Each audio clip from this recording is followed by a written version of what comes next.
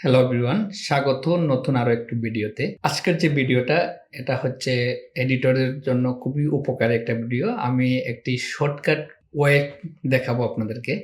এই ওয়েটা যদি আপনি ব্যবহার করেন প্রিমিয়ার প্রোতে, তাহলে আপনার অন্তত পক্ষে 2 ঘন্টার এডিটিং টাইমটা আপনি 1 ঘন্টায় নিয়ে আসতে পারবেন। তো চলুন আমরা দেখে নেই। আমরা চলে যাব স্ক্রিনে। তো আমরা স্ক্রিনে চলে আসলাম।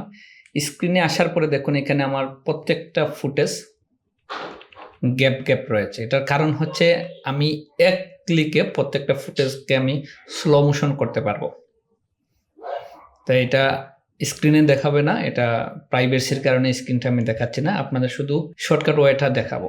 তো আমি কিভাবে এটা করলাম, এক ক্লিকে সবগুলা কিভাবে হয়ে যাবে দেখুন। আমি এই জায়গাটুকু প্রত্যেকটা ফুটেজকে গ্যাপ করে রেখেছি সাইজ অনুযায়ী। তো আমি যদি এখানে কন্ট্রোল দিয়ে সিলেক্ট করি তাহলে সবগুলো সিলেক্ট হয়ে যাবে।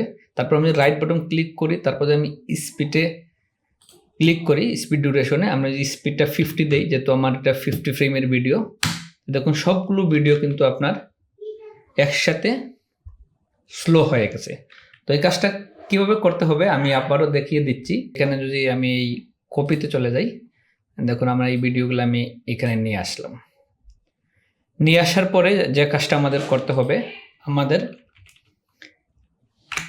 এখানে দেখুন আমরা এখানে ট্র্যাক সিলেক্ট ফরওয়ার্ড টুলসটা যে আমরা সিলেক্ট করি, তারপর এখানে দেখুন আমি প্রত্যেকটা ক্লিপকে তার সেম সাইজ অনুযায়ী অবশ্যই এই তো গ্যাপ দিতে হবে, তার স্লো মোশন অনুযায়ী যাতে সে এই গ্যাপটা নিতে পারে। তো আমি প্রত্যেকটা ফুটেজকে এইভাবে গ্যাপ দিয়ে নিব, দেখুন সহজেই।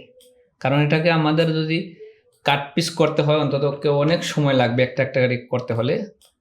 আমি কি করব, এইভাবে সবগুলাকে গ্যাপ করব।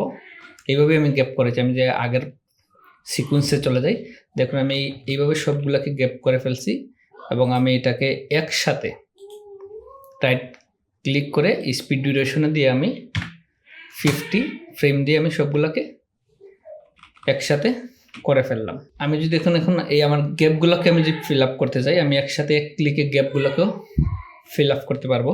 পরবর্তী ভিডিওতে এই গ্যাপটা কিভাবে ফিল আপ করতে হয় আপনাদেরকে দেখিয়ে দিব। আর এইভাবে নতুন ভিডিও টিপস পেতে হলে অবশ্যই আমাকে ফলো করবেন। ধন্যবাদ সবাইকে।